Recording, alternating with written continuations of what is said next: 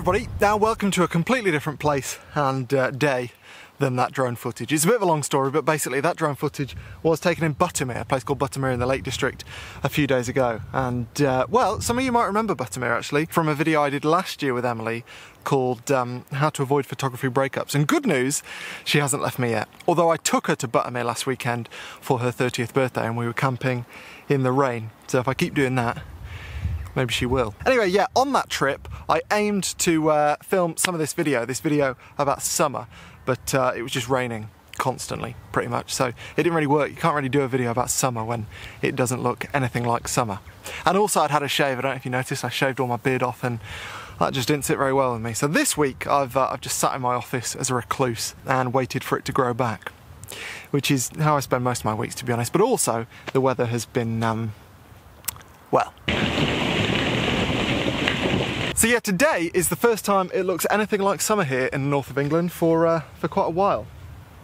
It's a lovely little spot this, called Cavedale, here in the Peak District. I was here a week or two ago in beautiful sunshine, and I'll be honest, I wish I just recorded this video then, but I didn't think of it. And I didn't realise that would be the last of the sun for a week, so never mind.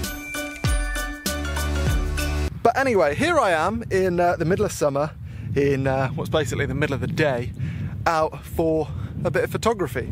And for a lot of people I think that sounds strange, because for a lot of photographers I know, they hate summer. I think a lot of photographers really don't like summer, and I get it, you know, it's typically less dramatic, it's less moody, there's lots of insects, a lot of the time the light's quite harsh, the colours aren't quite as good, sunrise is earlier, sunset is later, although to be honest I don't think you get all that much sympathy from other kinds of photographers. I mean, imagine moaning to, say, a wildlife photographer who spends weeks in a hide just to get one photo that you've got to get out of bed a bit earlier to get the sunrise.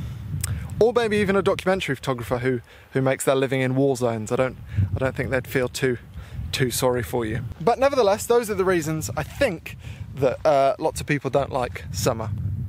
And when I say summer, I mean summer in places like this, where summer is tolerable. I appreciate that if you live in Death Valley, summer isn't an option. But for me, I think summer is the best time of year potentially for photography. Not necessarily photos, but for photography. And again, you're probably thinking, what the f is he on about this time? Let me explain. Just quickly, for anybody who's interested in starting a YouTube channel and filming videos out in places like this, on days like this where there's broken cloud, just bear in mind that if you're going to do talking camera bits and bobs like this for a few minutes at a time, it's really difficult to judge the exposure because the cloud keeps breaking up and the sun comes out and then it gets too bright. And so yeah, if the exposure keeps changing through this, I do apologise. Right, so why is summer, in my mind, so good for photography? Well, I think a lot of photographers think of the process of taking a photo as a process that lasts a few seconds. Basically, you point the camera at something that looks pretty, you have a bit of a fiddle around with the settings, and then you press the shutter. Press the shutter. You don't do that with your left hand, typically. Call myself a photographer. Anyway, whenever I've carried that mindset in the past, the mindset that a photo is the process of a few seconds long, I've found that my trips, my photography excursions, start becoming more and more about results for some reason. And so sometimes I just wouldn't enjoy my time out taking photos because I wouldn't get any photos that I was happy with. And if you're anything like me, you'll want to enjoy every single time that you go out with your camera, regardless of whether you get any photos that you're happy with, because photography shouldn't be about just getting the photos that you're happy with. It should be about going outdoors and experiencing new things and seeing new places and all that kind of stuff. And so what I've done to try and change that is to attempt to recognise that taking photos is not a process of a few seconds. It's actually a process of months or years of practice, because when you get to a location, a pretty location, and the conditions are really good, the light's amazing, all that kind of stuff, the fact that you know what to do and how to capitalise on that situation, and the fact that you're in the right place at the right time, is not just a few seconds work. It's all your experience in the months and years prior that leads up to that moment of you being able to capitalise on what you're seeing in front of you. And I think too often we fail as photographers to give credit to all the fruitless trips and all the hours of practice that come way before the point of getting the kind of photos that we want to get. So by putting emphasis, more emphasis on the importance of practice, on the importance of all the trips that you do where you don't get the kind of results that you want, you start to enjoy more of your trips, regardless of whether you get any photos that you're happy with on that particular day. Now, I completely get that summer is not going to be the most productive time of year for lots of adventure, outdoor, landscape type photographers, for all the reasons that I mentioned before. I mean, for me it's a bit different. I think my style lends itself more to spring and summer. I think I said that, or something along those lines, in my book. But it does make sense that with harsh light and less moody conditions that lots of photographers don't like summer as much. I did on page, well, I haven't got page numbers, but the first page that's got summer images on it. I said spring and summer are both my favourite and most productive times of year. I know I'd said something like that. So yeah, for lots of photographers, summer is not the most productive time of year in terms of output, but summer is a fantastic time to practice, a fantastic time to enjoy the outdoors, a fantastic time to get to know your camera gear more, a fantastic time to try new techniques, a fantastic time to get your fitness up before the conditions improve. And all those reasons are reasons that I actually really enjoy coming out on days like this with my cameras, regardless of the fact that I don't think I'm going to get anything worth keeping on days like today. It's a fantastic time to practice and get fit and all the other stuff that I said before. All right. Yeah, not bad, thanks. Yeah, fine. Do you want to stay for a drink or no? Now, I don't know how many of you are football fans or if you're in America, soccer, but this time of year is pre-season for, well, the European teams at least.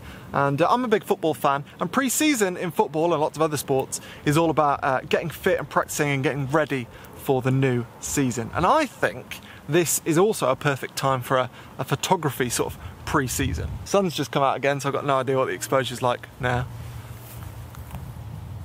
God. Now, when I used to play football, the coaches used to say in pre-season, when you do a hard run or a hard session of any sort, that it was like money in the bank. You know, you're putting stuff in the bank for, well, a rainy day. Literally a rainy day in winter, in that sense, I guess. And I feel the same about photography. When I go out on days like this, even if I don't get something I'm happy with, it feels like money in the bank or hours in the bank. And those hours, I'm sure, in some way will help me when conditions are better, because I'll know my camera better, I'll have scouted locations properly, I'll have tried new techniques, all of that different stuff. And I think, therefore, that, that this actually is a really good time of year for photography, if not for photos.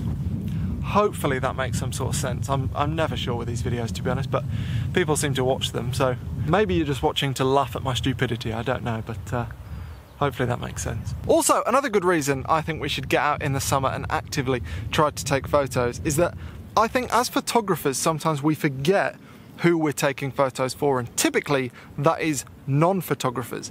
We're trying to take photos that non-photographers enjoy, not just photographers, particularly if we're trying to sell our work.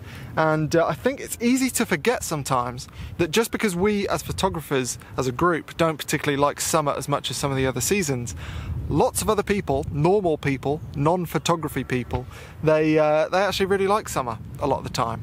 For a lot of people, it's the best time of year. It's when you have your barbecues. I mean, not when it's been the weather that it has been here recently, but yeah, you have your barbecues, you go on holiday, you see people, you do lots of things, you might have a bit of a tan. And so yeah, as a photographer, if you're able to capture that time of year, some people's favourite time of year, then that's going to appeal to people. And as I say, if you're trying to sell your work, then that can sometimes work in your favour, or your wallet's favour. So yeah, that's another good reason to get out in summer.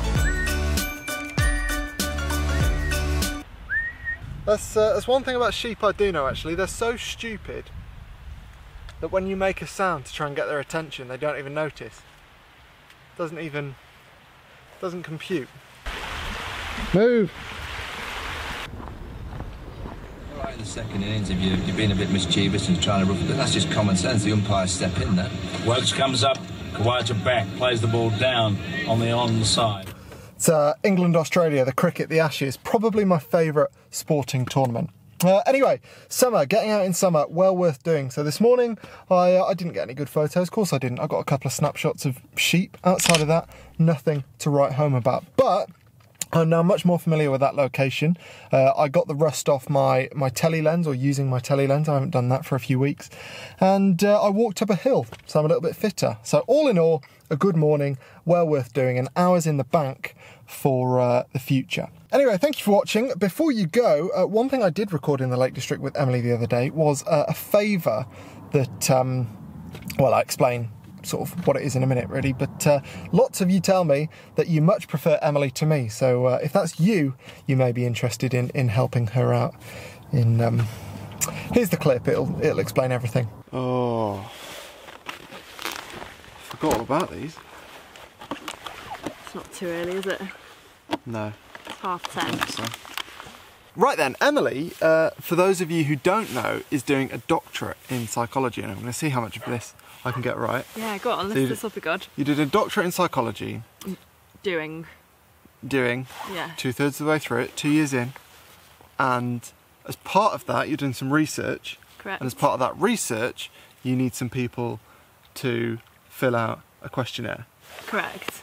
So, I'm wondering, for those of you that always say how much you prefer Emily to me, some of you might fancy helping with Emily's research. Can you tell the ladies and gentlemen, boys and girls, what the research entails while I eat this? Yeah, so we're looking at something called metacognitive beliefs, which are beliefs that you have about your thoughts. So some people might think that they've got a poor memory, or some people might think that they've got really good attention. So it's beliefs that you have about your thoughts, or like the way, like your cognitive abilities, I suppose. And so we're looking at like the relationship between those thoughts and emotional well-being, and looking at who might be more likely to develop negative types of those thoughts, and like what relationship that all has. And so we're just looking at that in the general population by doing an online questionnaire. And so basically we just need as many people as possible to complete the questionnaire in order for us to be able to do like the right sort of analysis on those like responses. So the more people you have, the more robust your results will be. Yeah, so it's just like takes 20 to 30 minutes to complete online. You can win an Amazon voucher. Yeah. And there's more information actually. I recorded a little video about the study, so there's more information about it on there. And then there's a link that you're going to put in the description, right, that people can follow? Yeah. So I'll put a link in the description to the video and to the questionnaire. If you're like me, then you understood most of those words, but you can find more details below. Thank you very much for your help. Yeah, thank you. It's really appreciated. They're really good, aren't they? Yeah. Oh, sorry, I meant to not chew while you were talking about that, but I couldn't help it. It's too nice. That's okay. Got it perfect leg cutters. You can just see him just rolling his fingers down the ball. Sorry. Yes. Thank you for watching, and if you have the inclination, thank you for helping Emily too. Until the next time, just get out in the summer weather if you have it, and if it's not 45 degrees Celsius. Hopefully my beard will have grown back a bit more by then as well. That'd be nice. Yeah, thanks for watching.